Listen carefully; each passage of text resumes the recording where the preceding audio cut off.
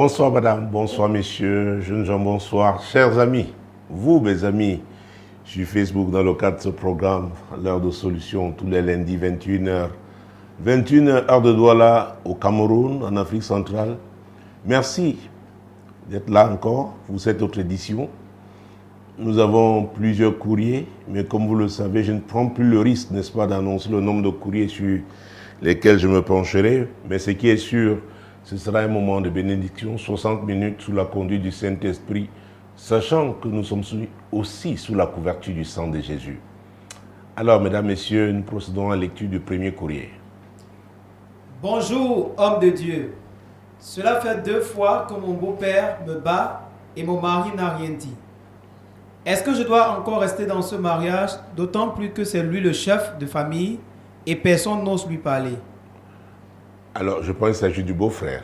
Parce que j'ai cru entendre beau-père. Beau-frère. Voilà.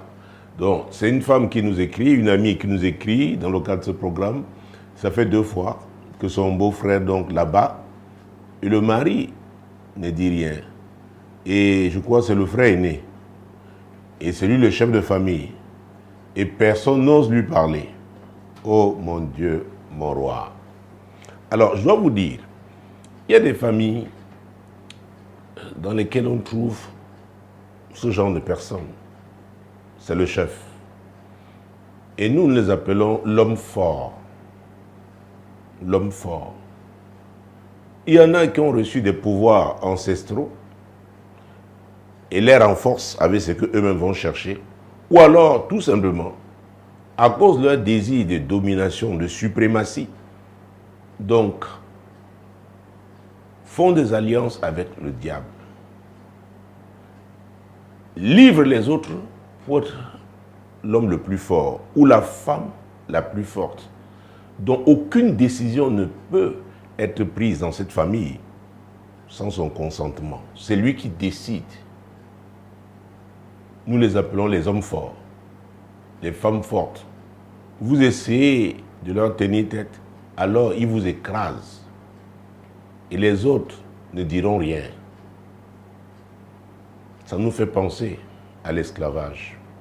Ah oui, il y a des esclaves et il y a des maîtres. Donc ce genre de chef de famille, parce que c'est inadmissible que ce soit votre beau-frère et même votre mari ne doit pas vous battre. Ah oui, de par le monde aujourd'hui, il y a beaucoup d'associations, n'est-ce pas, de femmes battues. Parce que le mariage n'est pas un lieu, n'est-ce pas, où on va subir des sévices corporels, moraux. Non. On se met ensemble pour, n'est-ce pas, accomplir une vision. C'est pourquoi il doit y avoir consentement. Alors, quand un tiers, maintenant, vient imposer, n'est-ce pas, ce genre de violence à une femme qui est mariée, la Bible dit que l'homme est le chef. Donc, c'est l'homme qui protège sa famille. Et Jésus a dit qu'on ne peut pas entrer dans la maison d'un homme et la piller si au départ on ne le lit pas. Mais si cet homme est un esclave, le maître a tous les droits. Même comme c'est contraire à la parole de Dieu. Parce que Dieu n'a pas créé l'homme pour dominer son semblable. Ce n'est pas ça la volonté parfaite de Dieu. Alors quand vous vous retrouvez dans ce genre de situation, nous pouvons comprendre, n'est-ce pas, la souffrance de cette femme, de notre amie. Et c'est pourquoi j'insiste toujours qu'avant de se marier, d'accepter, n'est-ce pas, d'épouser un homme, ou alors de prendre une femme en mariage, il faut s'intéresser à sa famille. D'où vient-il? D'où vient-elle? Comment est-ce qu'on traite, n'est-ce pas, les femmes dans cette famille? Comment est-ce qu'on traite les hommes dans cette famille? C'est très important, mesdames. C'est très important, messieurs. J'ai vu rencontrer plusieurs cas dans le ministère. Des gens qui sont mariés, n'est-ce pas, Et le mariage allait bien pendant qu'ils étaient en Europe, pendant qu'ils étaient, n'est-ce pas, en Amérique du Nord. Mais une fois revenus ici, les choses se sont gâtées. Gâtées à cause de l'environnement. Donc, on ne se marie pas seulement à quelqu'un parce qu'il est beau. On épouse une femme pas seulement parce qu'elle est belle. On doit s'intéresser à sa famille. Parce que notre amie, je pense, je ne sais pas depuis combien de temps, elle est mariée. Mais je pense que si sincèrement elle s'était intéressée à la famille de cet homme, elle aurait compris que ce grand frère-là, c'est l'homme fort. Et c'est pourquoi il y a des victoires que vous devez avoir avant de vous marier dans de telles situations. Parce que vous devez affronter l'homme fort pour entrer. Parce que quiconque entre dans son domaine est sous sa domination. Et parce que ce n'est pas la volonté de Dieu que l'homme domine son semblable, cela veut dire quoi? Il est serviteur du diable. Ah oui. Alors, plusieurs fois ici, nous avons parlé de dot, n'est-ce pas? Très bien. En Afrique, on parle de dot. Dans certaines régions, en Asie, on parle de dot. Alors, qui t'a doté? C'est une question qui a toute sa place, cher ami. Elle a toute sa place. Alors, permettez-moi de trouver le deuxième livre de la Bible, n'est-ce pas? C'est-à-dire le livre d'Exode. Exode, en son chapitre 21. Trouvons ce passage, c'est très important. Il y a des extraits de ce chapitre qui pourront nous intéresser. C'est la parole de Dieu, mon roi. Commençons tranquillement le verset 2. Nous allons évoluer. Si tu achètes un esclave hébreu, il servira 6 années, mais la 7e, il sortira libre sans rien payer. Oui. S'il est entré seul, il sortira seul. S'il avait une femme, sa femme sortira avec lui. Alors, vous voyez, Dieu qui a libéré son peuple de 4 années d'esclavage, 4 siècles d'esclavage, il ne voulait plus voir l'esclavage, que l'esclavage soit éternel. Il prévoyait une voie de sortie au cas où quelqu'un, pour une raison ou une autre, n'est-ce pas, se retrouvait esclave. Il y en a qui se vendaient eux-mêmes. Et vous voyez qu'ici, on pouvait être même esclave. Un homme et sa femme pouvaient devenir esclaves. Je parlais de la notion de chef tout à l'heure. Alors, prenons le verset 4. 4, 5, 4 d'abord. Si c'est son maître qui lui a donné une femme et qu'il en ait eu des fils ou des filles, la femme et ses enfants seront à son maître et il sortira seul. Reprenons ce verset. Si c'est son maître qui lui a donné une femme et qu'il en ait eu des fils ou des filles, la femme et ses enfants seront à son maître et il sortira seul. Alors, voilà le verset avait dit qui m'intéresse. J'ai posé la question à notre ami de savoir qui l'a doté. Vous savez, il y a des familles, vous apprenez que voilà, nous allons doter une fille, trouver une femme pour notre frère. Et la dot est faite par un oncle. C'est lui qui fait tout. Le jour-là même, la famille, la femme lui remet la jeune fille. À vrai dire, c'est sa femme. C'est sa femme. Parce qu'à vrai dire, ceux qui ont suivi une série d'enseignements que j'ai donnés sur les transactions, la cérémonie même de dot est une transaction. C'est une transaction. Donc l'homme fort, il dit, oh, parce qu'on va l'appeler aussi le père. Ah oui, même si c'est le cadet. Puisqu'elle dit ici que personne n'ose lui parler. Il y a des gens comme ça dans des familles. Et lui encore, c'est l'aîné. Bon, il a le droit d'aînesse.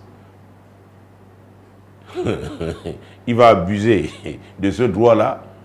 Mais maintenant, il traite tout le monde jusqu'à aller battre par 2 fois la femme, son petit frère. Et la femme est étonnée que son mari ne réagisse pas. Celui qui devait la protéger. Mais il y a une transaction qui a eu lieu. Et si elle se marie dans ces conditions-là, elle est soumise à l'autel. Alors quand je parle de autel, c'est A-U-T-E-L. C'est pourquoi lisez mon livre intitulé « L'influence des autels ». Vous comprendrez. Parce que ces hommes forts-là opèrent à partir de leur autel. Et ce n'est pas un autel divin, c'est un autel diabolique. Un autel à partir duquel ils envoûtent tout le monde, dominent tout le monde, spirituellement parlant. Et vous savez que ce qui se passe dans le monde physique, n'est-ce pas, vient du spirituel. Quelqu'un qui te domine dans le spirituel, n'est-ce pas, il te marchera dessus dans la vie courante. Ah oui. Donc, si c'est ton beau-frère là qui a payé ta dot, donc tu es sa femme. Tu es sa femme. Et ton mari là qui est son valet, donc quand ça ne va pas, peut-être il est devenu très amoureux, et maintenant il n'opère pas selon le plan, le projet. Et tout à l'heure, j'ai parlé des visions. La vraie vision de votre mariage, dans ce cas-là, c'est la vision de celui qui a payé la dot. Vous voyez comment on peut devenir comme une chose. Ah oui, quand on ne fait pas attention, ou quand on veut se marier à tout prix ou à tous les prix, on ferme les yeux. Parce qu'il y a toujours des signes prémonitoires. Croyez-moi, il y en a toujours. Il y en a toujours. C'est pourquoi j'ai posé la question de savoir qui t'a doté. Écoutez-moi, chers amis, et ça c'est le terrain. Il y a des mariages qui sont gâtés parce que certaines personnes n'ont participé à la dot. Il y a des personnes maudites. Je vous dis la vérité. Sortons même du mariage. Ces personnes-là deviennent, c'est pas, actionnaires dans une affaire. Parce qu'elles sont maudites, cette affaire va se gâter. Tout simplement parce que ces personnes-là sont de mauvais partenaires. C'est pour ça qu'il faut faire très attention. Je parle de la puissance des connexions. Il y a des connexions défavorables. Il y a des gens qui traînent avec eux les ténèbres. Partout où ils arrivent, les ténèbres envahissent ce lieu. Ah oui. Il faut faire très attention. Donc, si c'est lui en tant que chef, et si c'est vraiment lui le chef, c'est-à-dire c'est lui qui a conduit la délégation, qui allait te doter, qui est venu te doter, te prendre dans ta famille. Donc pour lui, il a tous les droits. C'est pourquoi ton mari ne bronche pas. Ah oui. C'est pourquoi il ne bronche pas. Et maintenant, tu me poses la question de savoir si tu dois encore rester dans ce mariage. C'est un genre de question. Je ne réponds plus directement à ces questions-là parce que ça m'a causé des problèmes quand j'étais jeune ministre de Dieu. Vous savez, même quand Dieu vous parle, la façon de libeller le message, ah oui, il faut beaucoup de sagesse. Il faut beaucoup de sagesse. Sinon, après, ça se retourne contre vous. J'ai eu des cas, des femmes qu'on violentait. Leur vie était en péril. À cette époque-là, à cause de la jeunesse, je disais non, tu continues là, tu vas détruire ta vie. Après, quand ils sont réconciliés avec leur violent de mari, c'était moi le méchant. Mais quelques temps après, il y en a qui ont perdu leur membre, un membre de leur corps. Ils sont devenus infirmes. Et je ne veux pas continuer dans cette voie-là. Il faut faire très attention. On doit aimer sa vie. On doit savoir qu'on est sur cette terre pour accomplir une mission. Et c'est la mission divine. Quand la Bible dit dans Proverbe 22, verset 18, que celui qui trouve une femme a trouvé le bonheur et que c'est une grâce qu'il obtient l'Éternel, cela veut dire quoi? On recourt à Dieu pour que Dieu nous oriente chaque homme vers la femme qu'il a prévue pour lui. Et ce n'est pas pour que votre mariage devienne, n'est-ce pas, abrite un ring de boxe. Ce n'est pas pour que la violence y règne. C'est pour accomplir la volonté de Dieu. C'est pourquoi j'ai dit souvent aux jeunes femmes, je leur demande toujours, oui, il veut t'épouser, quelle est la vision qu'il a? Il t'amène où? Et j'insiste sur la notion de potentiel. Parce que quelqu'un peut ne pas physiquement avoir des choses que le monde apprécie, mais Dieu spirituellement vous fait voir le potentiel qu'il a. Et en ce moment-là, il vous montre combien vous pouvez contribuer, n'est-ce pas, à la matérialisation, à l'éclosion de ce potentiel. Et il y a une vision, qui est la vision divine, parce que Dieu, ce qu'il a son dépôt dans la vie de la personne, c'est pour un but. C'est pourquoi encore, je dirais, on ne se marie pas seulement parce qu'on a affaire à une femme belle, ou un homme beau, ou un homme qui a tout ce que tout le monde apprécie. Mais vous allez où? Qu'est-ce que vous allez faire ensemble? Parce que si un homme pense qu'il peut évoluer sans vous, à vrai dire, même si vous êtes encore sous le même toit, il n'y a plus mariage. Si une femme pense qu'elle n'a pas besoin de votre autorité, parce que vous n'êtes pas un leader crédible, sachez que votre mariage a déjà pris un coup, un grand coup d'ailleurs. Donc, je ne peux pas répondre à cette question, à savoir si tu dois continuer à rester dans ce mariage. Jésus avait dit, aime ton prochain comme toi-même. Alors, si quelqu'un ne s'aime pas, je ne sais pas comment il va aimer son prochain. Et j'ai rencontré des gens qui ne s'aiment pas. Qui ne s'aiment pas. On parle de femmes battues. On les maltraite, les torture, elles sont là.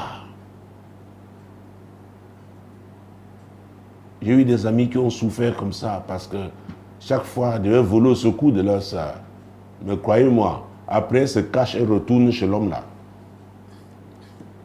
1, 2, 3 fois. Je vous dis. Donc, je ne peux pas répondre à cette question, cher ami. C'est toi. C'est toi et toi seul qui peut répondre. Parce que c'est humiliant. C'est méprisant. Mon Dieu. Si déjà on n'accepte pas que c'est le mari qui batte la femme, a fortiori, n'est-ce pas, son beau-frère. Imaginez-vous les enfants voir leur maître battu par leur oncle. Parce qu'ils sont encore jeunes, ils n'ont pas de force, mais c'est traumatisant. C'est terrible ça. Donc, ma foi, Jésus a dit, et tout prédicateur ne peut sortir que par là, Matthieu 11, 28, et même vers 9, Matthieu chapitre 11, versets 28 et 29. Venez à moi, vous tous qui êtes fatigués et chargés, et je vous donnerai du repos. Prenez mon joug sur vous et recevez mes instructions, car je suis doux et humble de cœur, et vous trouverez du repos pour vos âmes. Ah, c'est ce que Jésus a dit. Venez à moi, vous tous qui êtes fatigués et chargés, et je vous donnerai du repos. Il n'y a que Jésus Il n'y a que Jésus. Quel que soit le conseil que je peux te donner, si ce n'est pas Jésus que je mets devant, ça ne t'apportera rien. Tourne-toi vers Jésus. Il a dit, vous connaîtrez la vérité et la vérité vous affranchira. Ouais, ce verbe affranchir nous fait penser toujours à l'esclavage. Et la version française courant dit, vous connaîtrez la vérité et la vérité vous rendra libre. Qui est la vérité? C'est Jésus. Il a dit, sur le chemin, la vérité et la vie. Alors, je te conseille Jésus. Le verset 29 va insister sur le fait qu'il faut recevoir ses instructions. C'est très important. Beaucoup vont vers Jésus quand ils ont des problèmes. Ils s'attendent à ce que Jésus opère de telle manière. Il y en a même qui donnent un délai au Seigneur. Ils n'ont pas pu donner le délai au diable pour les libérer. Mais ils viennent, ils donnent le délai au Seigneur. Je me souviens une fois, je ne dirais pas qui l'a fait, mais c'était un homme de Dieu, un prédicateur qui avait dit à une femme, depuis 20 ans, ce démon n'a pas pu te tuer, donc tu peux encore supporter et me voir le mois prochain. La femme a pleuré, mais c'était vrai, parce que, vous voyez, vous avez affaire aux gens qui arrivent, ils sont tellement pressés parce que Dieu est moins cher pour eux. Ils veulent tout de suite, mais ne sont pas prêts à payer le prix. La soumission à Dieu. La patience. Laissez Dieu opérer. Laissez Dieu faire. C'est très important. Donc, cher ami, ne te tourne pas vers Jésus en te disant que ta situation va changer demain matin. C'est vrai qu'il est la source de miracles. Mais c'est lui encore. C'est sa parole, lui qui est la parole, n'est-ce pas? On nous parle dans la Bible des fruits de l'esprit. Il faut être patient. Laissez Dieu agir. Laissez la parole de Dieu vous transformer. Ah oui. Oh mon Dieu, mon roi. Déjà depuis l'Ancien Testament, Dieu disait dans Somme chapitre 82, verset 6, quelque chose de très important. Et c'est pourquoi j'ai dit, oh mon Dieu, mon roi, c'est vrai, il faut donner sa vie à Jésus sur le point de départ, mais il est important de grandir. Ah oui, Somme 82, verset 6. J'avais dit, vous êtes des dieux, vous êtes tous des fils du Très-Haut. Oui. Cependant, vous mourrez comme des hommes, vous tomberez comme un prince quelconque. Ah voilà. C'est Dieu qui le dit. Je vous donne l'autorité. Et on ne peut pas être un fils de Dieu sans la sagesse de Dieu. Salomon avait demandé la sagesse pour savoir comment se conduire et comment conduire le peuple. Donc quand vous tournez vers Jésus, vous allez recevoir la sagesse de Dieu. Et c'est Jésus qui entre en vous. Et il a dit que nous ne serons pas seuls. Donc il y a le Saint-Esprit qui est là. Oh mon Dieu. Et Jésus a dit, c'est lui qui nous conduit dans toute la vérité. Lui qui sonde tout, même les profondeurs de Dieu. Donc il connaît la volonté de Dieu pour vous, le plan de Dieu pour vous. Si vous êtes retrouvés dans cette famille, pour que cette famille change, et que ces sévices-là vous poussent aujourd'hui, véritablement, vous tournez vers Jésus. Oh mon Dieu, il va transformer votre vie. Ce beau-frère, quand il va vous voir, Jésus en vous, la lumière de Dieu en vous. Écoutez, on ne bat pas n'importe quelle femme. Je vous dis la vérité. J'ai l'histoire d'une de mes filles dans la foi. Cadre de société, dans une entreprise d'État. Un jour, son mari lui a donné un genre de gifle. Elle a saigné. Elle lui a dit, cher ami, c'est vrai, je t'ai aimé, nous avons des enfants, mais ce n'était pas prévu. Ce n'était pas prévu qu'un jour je me retrouverai en train de saigner, mon sang a coulé. Donc ce qui me reste à faire maintenant, c'est de faire ma valise. Faire mes valises. Et elle a commencé à le faire. L'homme a appelé tout le monde dans sa famille que venez intervenir, s'il vous plaît, je n'avais pas l'intention de la blesser, mais c'est le coup et la gifle est allée comme ça depuis ce jour-là. Parce qu'il y a eu ces interventions, c'est des personnes qu'elle respectait, et elle a eu à recourir à moi pour avoir mon avis en tant que pasteur. Je lui ai dit, écoute, c'est arrivé. Chacun de nous peut être emporté par la colère. C'est pourquoi l'apôtre Paul a dit, si vous mettez en colère, ne péchez point.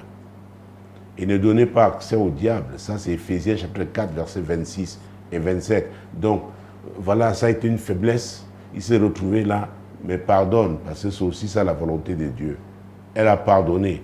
Mais croyez-moi, depuis ce jour-là, cet homme n'a plus jamais porté la main sur elle.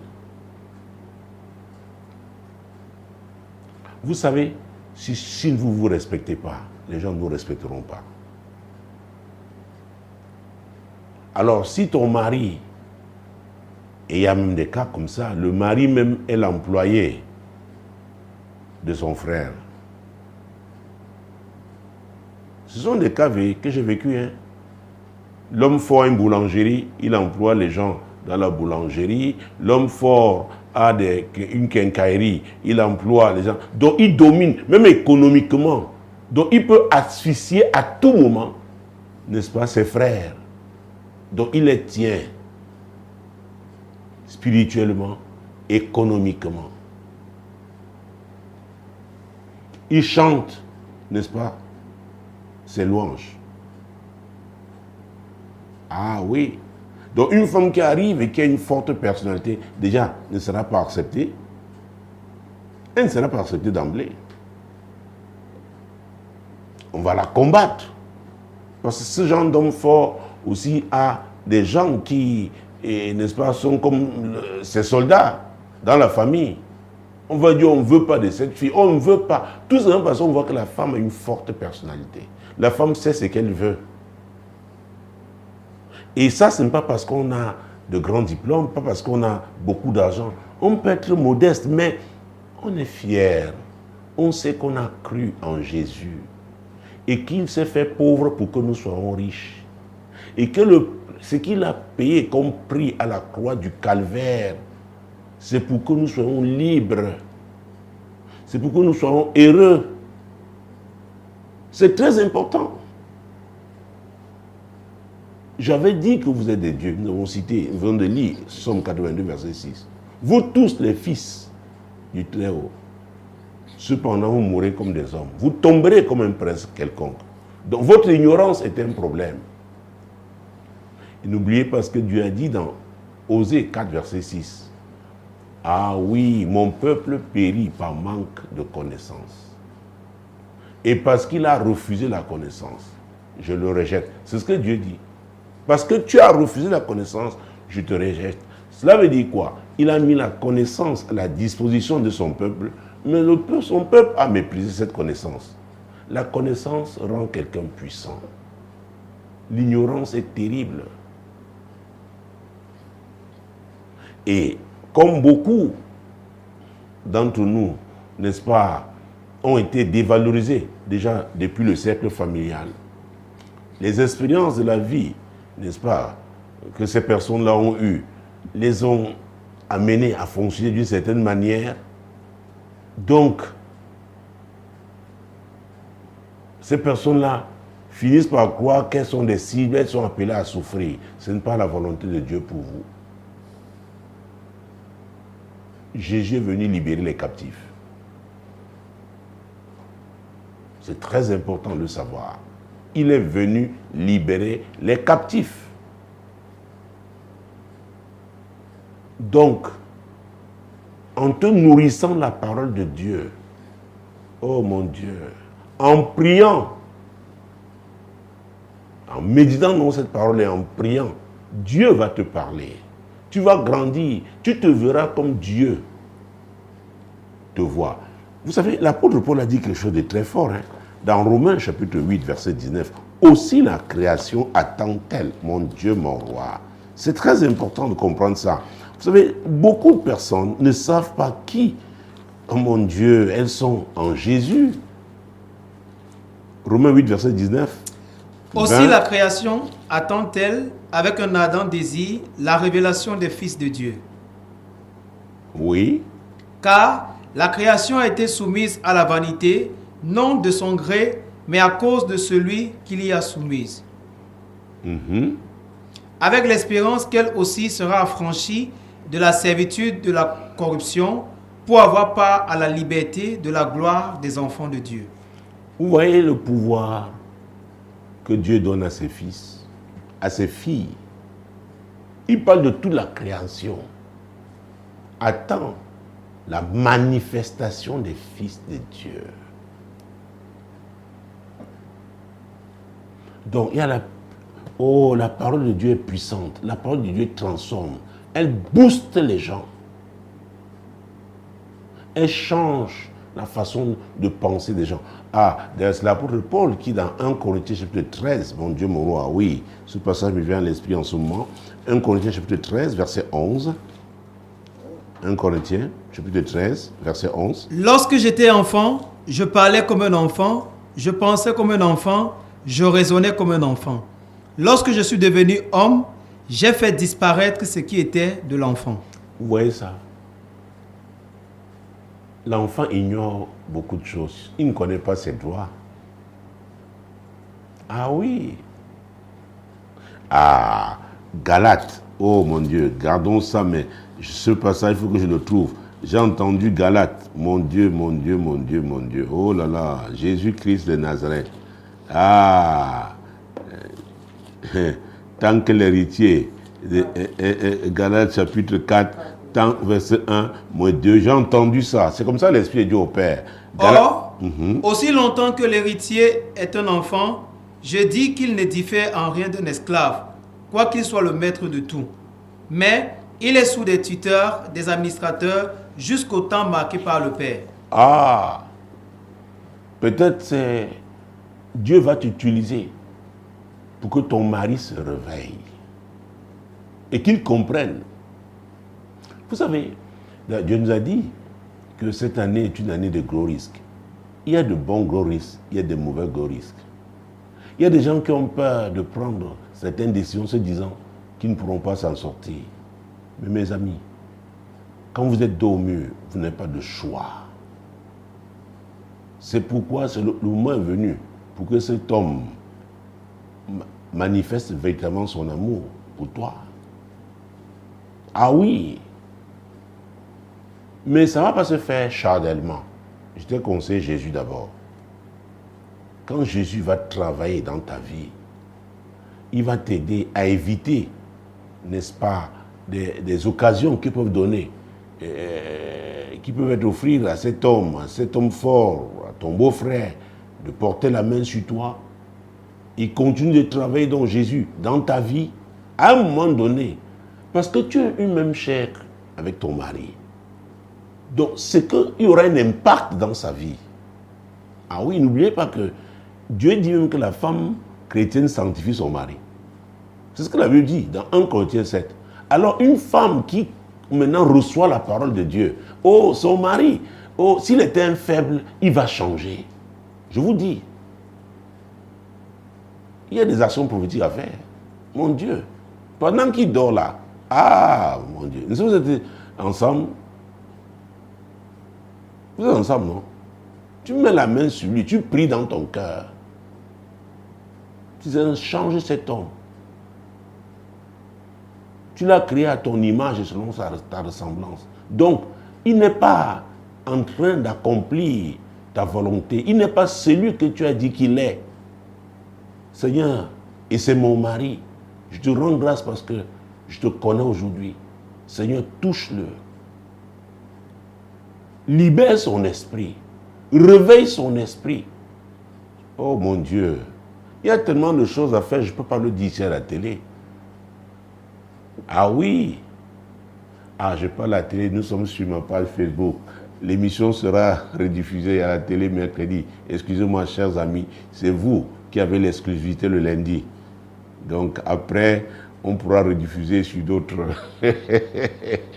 d'autres médias, mais c'est vous. Ah oui! Donc, laisse-toi transformer par la parole de Dieu et tu verras. Et tu verras. Paul dit, lorsqu'il était un enfant, il parlait comme un enfant. Peut-être c'est ta façon de parler même qui fait que ton beau-frère trouve l'occasion de te porter la main dessus. Non. Il dit, quand il est devenu homme, quand il est devenu adulte, quand il a mûri, il a fait disparaître. Ce n'est pas la prière qui a fait disparaître. C'est une décision qu'il a prise. C'est-à-dire, il a réalisé, l'Esprit de Dieu l'a convaincu que, écoute Paul, voilà encore des choses d'enfant que tu commets, que tu pratiques. Paul a dit non, j'abandonne ça. C'est très important. Et tu verras, les choses vont changer. Ton mari va être libéré. Et tu seras heureuse. Tu comprends que la solution n'est pas d'emblée le divorce.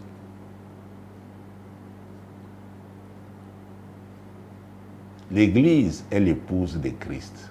Alors, si tu deviens... L'Église, c'est qui? C'est la communauté des croyants, de la nouvelle naissance. Ah oui, ces croyants-là sont conduits par l'Esprit de Dieu, qui est l'Esprit de vérité, l'Esprit qui convainc, l'Esprit qui conduit, l'Esprit qui fortifie, l'Esprit de lumière, l'Esprit de sagesse. Ah oui, on verra la sagesse de Dieu dans ta vie. On verra comment tu te conduiras. Donc, c'est Jésus d'abord. Et on verra après. Parce que le divorce, on peut parler de divorce que lorsque c'est irréversible. On a tout fait, on a tout essayé. Ce n'est plus possible en ce moment-là. On n'a pas de choix. Parce que sa vie est en danger. Ah oui? Parce qu'on est en train d'être écarté, n'est-ce pas, des rails de Dieu. On a quitté les rails de Dieu. Donc on n'est pas en train d'accomplir la volonté de Dieu. Et tout ce que l'autre fait, c'est pour vous pousser, vous éloigner davantage de Dieu. Ça dit vous tuer spirituellement. Et si vous êtes spirituellement mort, il est facile de vous tuer, n'est-ce pas, physiquement. Alors, voilà ce que je pouvais te dire, cher ami. Jésus, Jésus, Jésus. Médite Matthieu 11, 28 et 29. Je te donne une série de passages bibliques.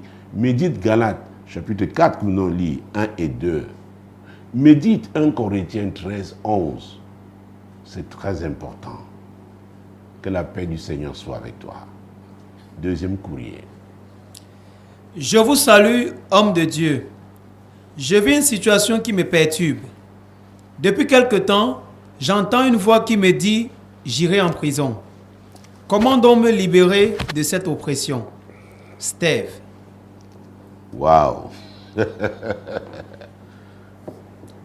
Et il fait bien de parler d'oppression. Ce n'est pas évident. J'ai rencontré des gens qui entendaient des voix comme ça. Pas seulement la nuit, même le jour. Et la nuit, c'est terrible parce que ça vous arrache le sommeil. Alors, si Steve avait été devant moi, je lui aurais posé la question de savoir s'il y a quelqu'un dans sa famille, n'est-ce pas, qui a fini sa vie. Alors, s'il arrive, il est arrivé dans sa famille que les hommes notamment, aillent en prison. Il y a des familles comme ça. Il y a même des gens qui sont morts en prison. Et là, ça peut être une condamnation. J'ai lui posé la question de savoir il porte le nom de qui? Parce que si celui-là est allé en prison, ce lien avec lui est en train de l'affecter. Ah oui, c'est pourquoi j'enseigne sur la cartographie spirituelle. C'est très important. Vous avez raconté l'histoire de cet homme de Dieu qui était arrivé en retard dans cet aéroport à l'époque. Et une femme officier d'immigration l'a aidé à faire vite les formalités, a obtenu l'autre sac qu'il avait courant avec lui. À l'époque, n'est-ce pas, on pouvait arriver facilement, n'est-ce pas, à l'entrée de l'avion Il n'y a pas de mesure de sécurité comme aujourd'hui. Il lui a dit merci, merci madame, que le Seigneur vous bénisse. À mon retour, je vais pour un long voyage, je mettrai 3 mois à l'étranger. À mon retour, la femme lui a dit, je ne suis pas sûr que tu me retrouveras. Elle dit, mais pourquoi? Il dit, dans notre famille, quand on atteint tel âge, on meurt. Il dit, pardon? Elle dit, oui. Il lui a dit, va te renseigner pour savoir ce qui s'est passé. La dernière personne qui a dépassé cet âge-là, à partir de cette personne, pourquoi maintenant les choses se passent de cette manière? Parce que ce n'est pas la volonté de Dieu. Je me souviens aussi de l'histoire d'un sénateur, pas dans ce pays, dans un grand pays voisin, qui avait ce problème aussi. Bien que devenu sénateur, il approchait cet âge-là et il avait peur. Et c'était un homme riche. Il a fallu recourir à un homme de Dieu. Donc il y a des condamnations. Il y a des condamnations. Et ces condamnations, n'est-ce pas, peuvent être le fruit d'une alliance.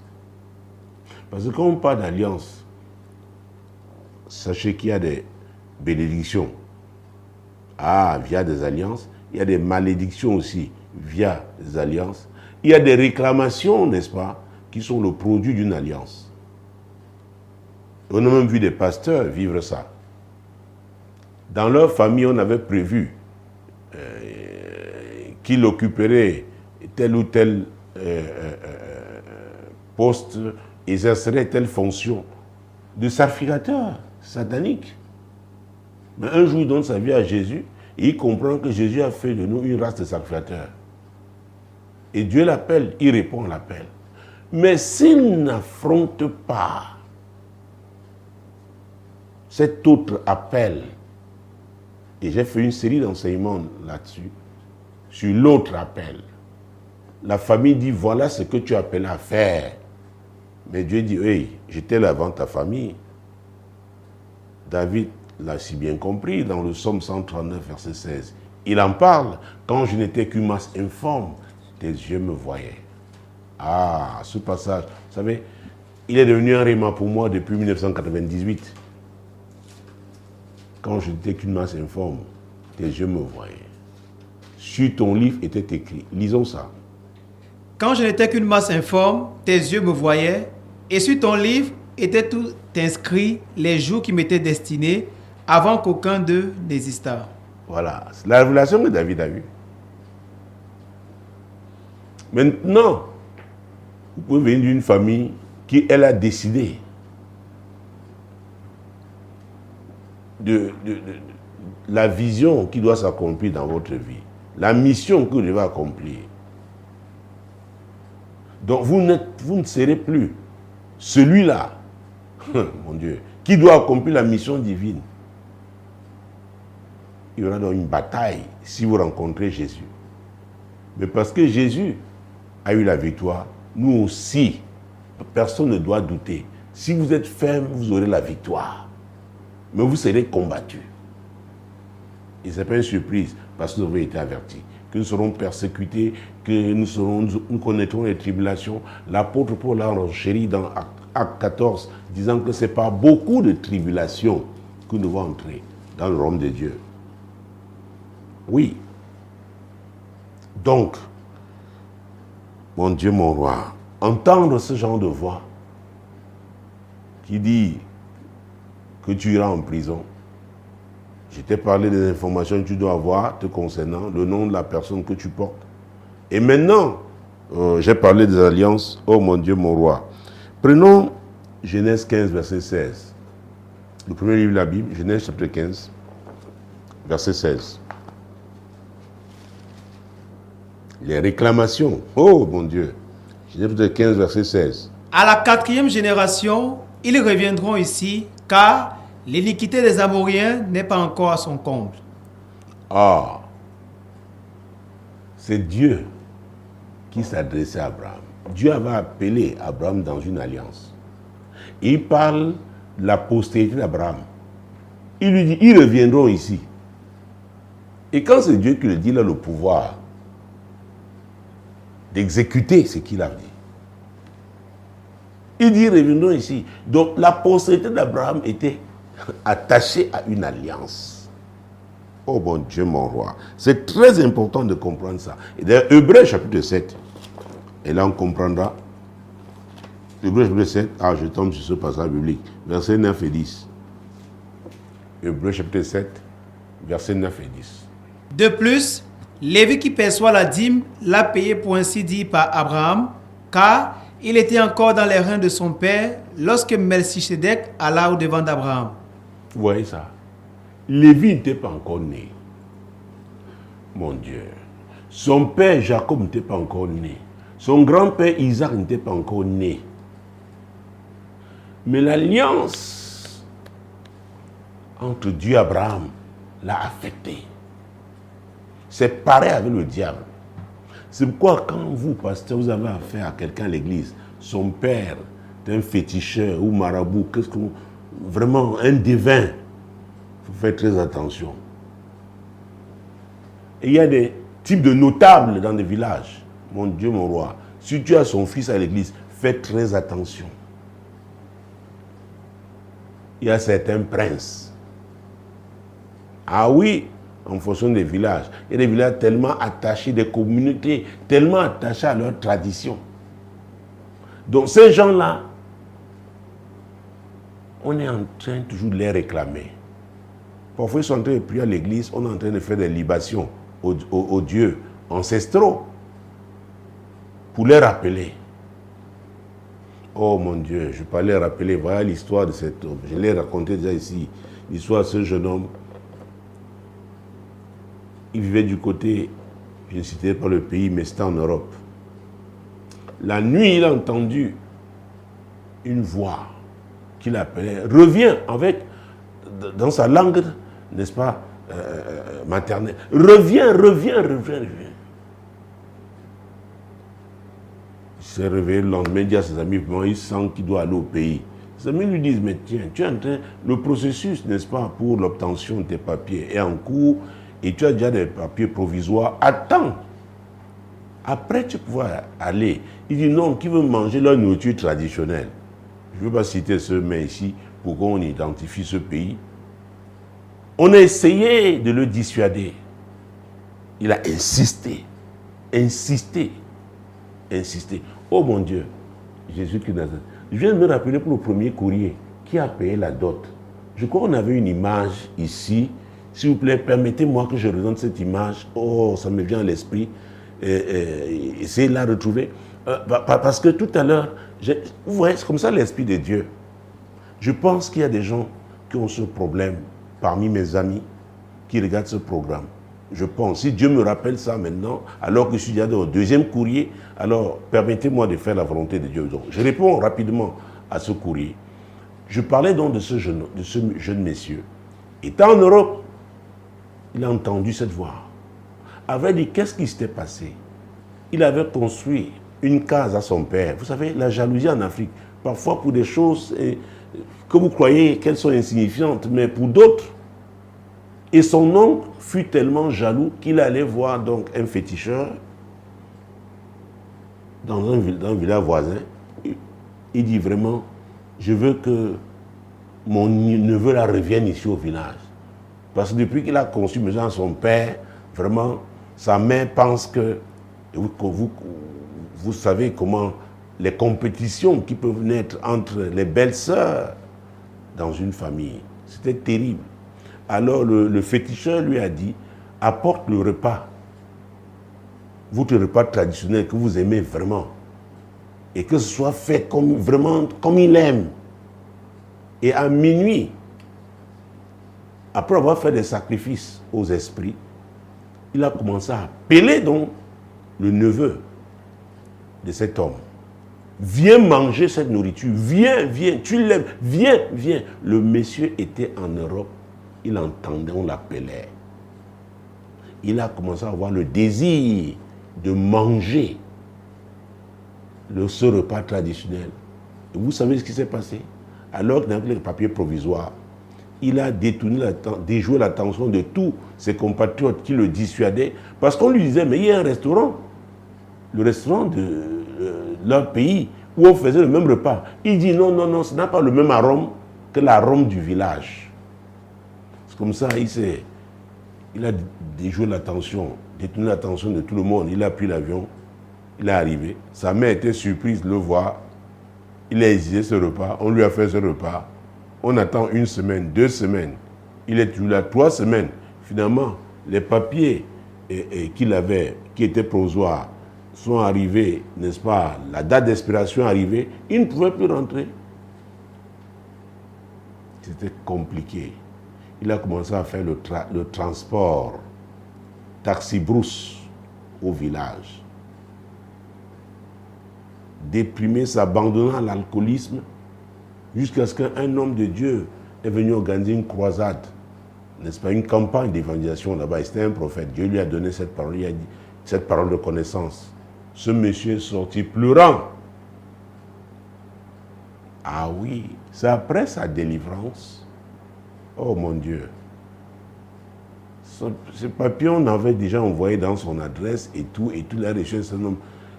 Dieu s'est arrangé, parce qu'il est Dieu.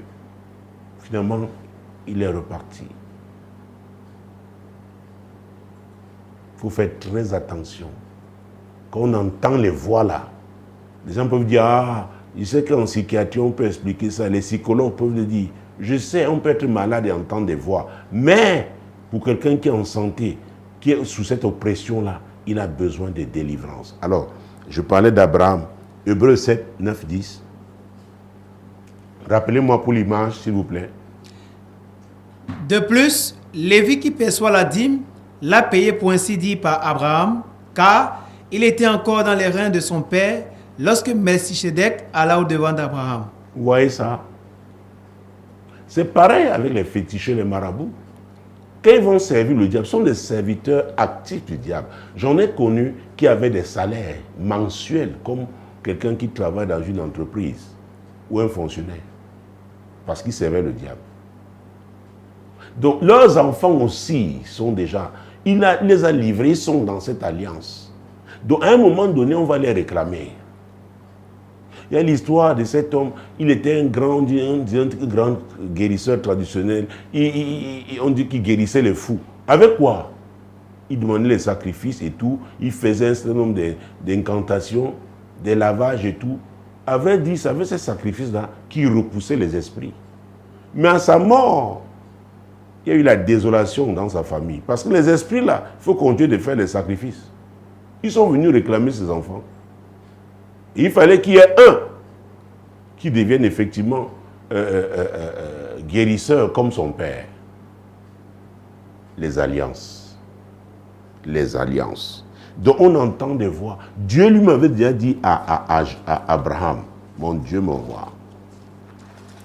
Genèse, oh mon Dieu.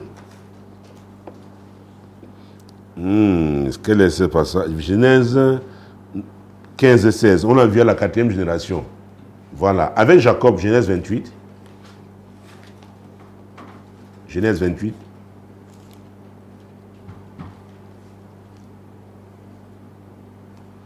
Verset 20 à 22. Jacob fit un vœu en disant, si Dieu est avec moi et me garde pendant ce voyage que je fais, s'il me donne du pain à manger et des habits pour me vêtir, et si je retourne en paix à la maison de mon père, alors l'Éternel sera mon Dieu. Alors, il y a des gens qui vivent ailleurs, il y a des vœux qui ont été faits par leurs ascendants. Et le diable vient les réclamer. Alors, au chapitre 31, vous verrez, verset 13. Je suis le Dieu de Bethel, où tu as un monument, où tu m'as fait un vœu. Maintenant, lève-toi, sors de ce pays et retourne au pays de ta naissance. Vous voyez, Dieu est revenu. Le diable opère aussi comme ça. N'oubliez pas que Lucifer avait été chassé du ciel parce qu'il a voulu placer son trône au même niveau que Dieu. Donc il imite tout ce que Dieu fait. Il dit retourne. Retourne. J'ai parlé, je crois, de nom aussi.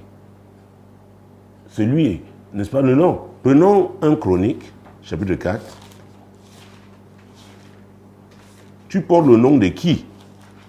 1 Chronique chapitre 4. Jésus-Christ de Nazareth, versets 9 et 10.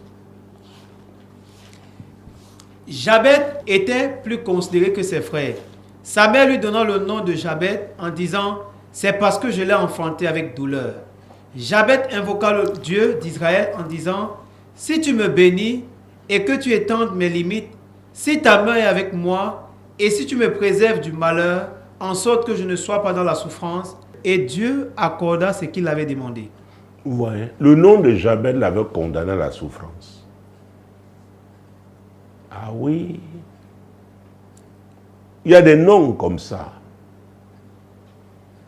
Vous les avez, l'esprit, la personne peut ne même plus être vivante. Mais l'esprit, oh mon Dieu, avec lequel cette personne opérait, vient vous réclamer à cause du nom que vous portez.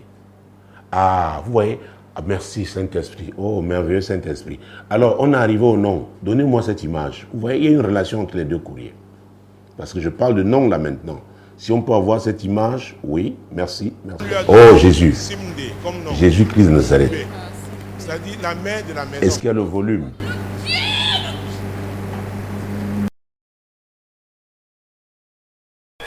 Elle rectifie que c'est le Dieu de la maison.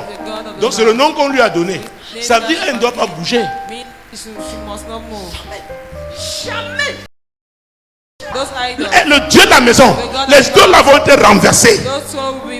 Son nom Oh, est renversé, Dieu de la maison. renversé. C'est ce que Ouais, le Dieu l'a ouais. vérité maintenant. Ah, c'est son Pardon? nom. Hein? J'ai dit jamais. Ils disent qu'ils ont fait quoi? Jamais. Qu'ils ont payé le... Oh, Jésus a fait quoi? Ils disent qu'ils Il a ont payé payé le plus grand prix. Est-ce Il y a un que tu as la sacrifice révélation? Donc il y a une alliance Avant qu'elle ne soit conçue, à partir de ce sacrifice. c'était un garçon, mais ils ont transformé. Vous entendez ça? Avant qu'elle soit conçue, il avait lu dans la lune que c'est un garçon, mais ils ont changé en fille. Et ça se Avait fait. lu dans la lune la divination. Toi, c'est qui? Toi qui as payé le prix. Tu t'appelles qui? Kakambi. Qui? Kakambi. Tantambi? Oui. Tantambi? Oui, ça veut dire le monde n'a pas accepté. Le Le monde n'a pas accepté. Le monde n'a pas accepté. Oui, c'est mon nom. Tu vis où? Son nom veut dire Tu es- le nom tu étais une de femme ou un homme? le monde Tu étais n'a une pas femme. accepté. Une femme Donc, de fer. Et tu une habitais telle où? personne va connaître des Tu habitais frustrations. où? Tu as fait le maquis. Ah, et c'était une femme. Elle dit qu'elle a fait le Pour maquis. faire quoi? Pour qu'elle soit? Pour qu'elle soit? Elle me représente. Qu'elle te représente? Alors, il lui a donné son nom pour qu'elle la représente. C'est le diable, on paye le prix. C'est Et elle que dit le qu'elle a jeu. payé le prix pour ça. Donc elle a fait des Donc, sacrifices. elle est morte, mais l'esprit là n'est pas mort. Donc, l'alliance là est toujours active. C'est l'enfant de mon petit frère. C'est l'enfant de ton petit frère. Dieu a refusé de prendre la succession. Quel sera le successeur? Donc, elle a refusé la succession. Même comme ils ont changé le sexe. C'est pourquoi tu peux voir des femmes hommes. That is why you can see women Elles men. ne raisonnent que comme un Vous homme. voyez, c'est elle qui a payé la dot de sa mère. Ouais, je Cette dis être femme- toi dans le spirituel. Qui C'est le toi dit, qui as payé la dot. vous entendez? À une émission Solution, je vous avais dit qu'il y a certains qui payent la dot de leur neveu. Ils disent que, alors la femme là est leur femme. That woman is their wife. Donc cette femme, Elle dit qu'elle a était payé la femme dot de sa forte. mère. Pay the dowry of her Donc les parents. enfants elle qui a payé la sont dot ses enfants. pour Est-ce que vous me suivez? son frère. C'est pourquoi j'ai fait une série Donc sur les transactions. l'esprit là C'est une transaction. réclame, Le frère a dit que ma soeur m'aime beaucoup. Elle a payé il ma veut dot. qu'elle aille prendre Les gens le qui panier ont genre, People who like job. au village. Donc elle a donc pour elle c'est un sa chose. poste spirituel, une mission Argent, sang, tout. qu'elle doit accomplir. C'est pourquoi Donc là, tout ce maintenant, qu'elle travaille, Aucun pasteur ne peut rien elle faire. perd. Pastor can do something.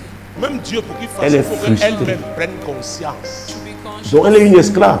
Maintenant, elle met ça dans la prière. Now she put it in prayer. Son père J'ai croyait. eu la révélation. How the Elle a le nom de cette tante. Elle a donné son nom tout à l'heure. Oh Jésus, vous voyez? Donc c'est sa tante, sa défunte tante, qui a payé la dot de son frère. Donc la femme qu'il a épousée était donc sous son autorité et lui a donné à cette fille qui est née, donc nous devons le voir, son nom. Et exige qu'elle aille récupérer le panier, son panier de sorcellerie, parce qu'elle dit qu'elle a fait le maquis. Et ce genre de femme, c'est une femme qui avait un pouvoir mystique pour être en brousse. Parce que là, nous sommes au Cameroun. Et là, je crois que c'est la région de l'Ouest. Voilà, était dans le maquis.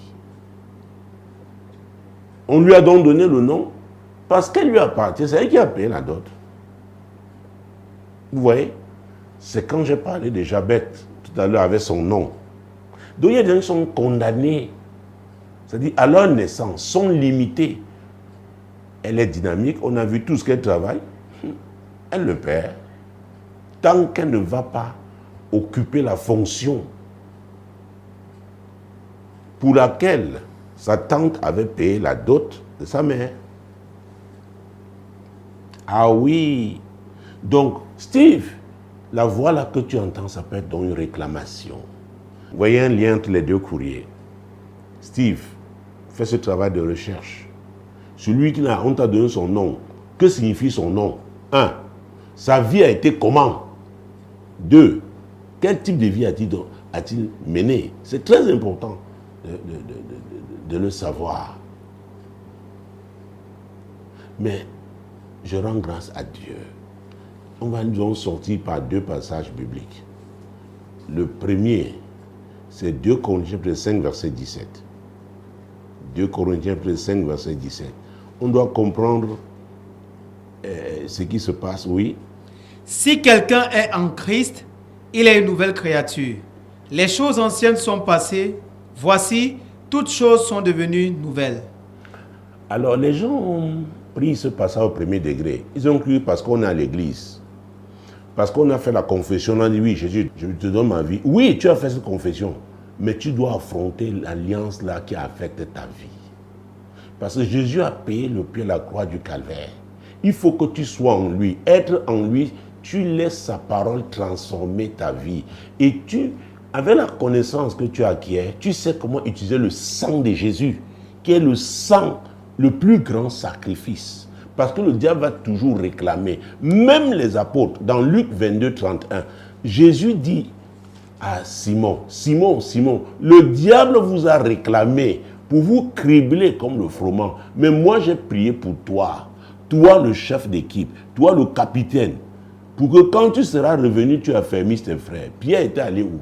Pourquoi le diable a réclamé toute l'équipe apostolique de Jésus? Il y a une raison. Donc il y a toujours une cause. Et je vous conseille mon livre, Source de malheur. Au 2e chapitre, je parle de la nécessité donc de rechercher la cause. C'est très important. Et j'ai aussi dit qu'on peut identifier la cause de ces problèmes en étant dans une église, une assemblée où la puissance de Dieu se manifeste. Vous voyez, cette jeune femme que nous venons de voir, elle ne savait pas qu'elle souffrait de ça. Il a fallu que la puissance de Dieu se manifeste. Et les esprits là, quand le feu de Dieu se manifeste, ils vont réagir. C'est pourquoi il y a eu ces réactions. Maintenant, elle peut savoir comment prier. Elle sait qu'elle est le produit, la victime d'une transaction. Sa tante a doté sa mère. On lui a donné le nom de cette tante, qui était une femme, une sorcière, mystiquement forte, qui a fait le maquis et qui a laissé un panier. C'est-à-dire que tous ses pouvoirs mystiques lui sont destinés. C'est très important. Beaucoup souffrent à l'église à cause de l'ignorance. On leur a dit c'est fini, vous avez confessé. Oui, oui. Je vous dis, je rencontre ces gens-là. Il y a l'histoire de cet homme. On mourait aussi dans sa famille à un certain âge. À l'approche de cet âge, il a commencé à jeûner, prier. Il est mort pendant la période de jeûne. En train de prier, il est mort. Pourquoi il n'a pas compris que les alliances doivent être brisées? Et il y en a même, il faut se faire aider, suivre par quelqu'un. Ah oui, un homme de Dieu ou un. Parce qu'il y a les niveaux d'autorité. Mesdames, messieurs, vous voyez, j'ai dépassé mon temps. Mais je rends grâce à Dieu qui a pu nous permettre de revenir sur cette image. Et je pense que beaucoup qui sont concernés ont été édifiés aujourd'hui. Mais nous allons sortir avec un sujet de prière. Nous allons prier. Je prierai pour vous, mes amis. Bientôt, c'est la fin de l'année. Vous souffrez, vous êtes frustrés, vous êtes dans une spirale d'échec. Vous ne connaissez pas la cause. Je prierai afin que Dieu révèle la cause. C'est ma prière pour vous, que Dieu vous révèle la cause. Peut-être ce sera comme cette sœur, vous irez dans une assemblée, peut-être à cause de la prière, la puissance de Dieu qui va donc se manifester, vous saurez pourquoi vous êtes si frustrés. Ou alors vous prendrez des programmes de jeûne de prière pour demander à Dieu. Et Dieu vous montrera. Seigneur, je prie pour mes amis dans le cadre de ce programme de la solution. Seigneur, ils souffrent. Seigneur, expose la cause de leur souffrance. Merci Seigneur. Merci d'avoir été là. Le prochain rendez-vous, c'est lundi prochain lorsqu'il sera 21h. Heure de Douala, c'est au Cameroun, en Afrique centrale. Demeurez bénis. Shalom. Shalom. Shalom.